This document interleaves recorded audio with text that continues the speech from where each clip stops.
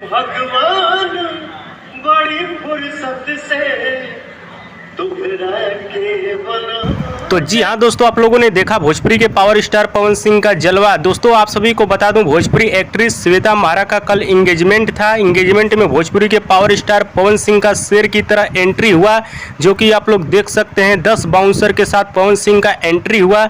और आप सभी को बता दूं, और पवन सिंह इस एंगेजमेंट में श्वेता महारा के साथ डांस भी किए, गाना भी गाए, जो कि आप लोगों ने देखा होगा बहुत सारा वीडियो।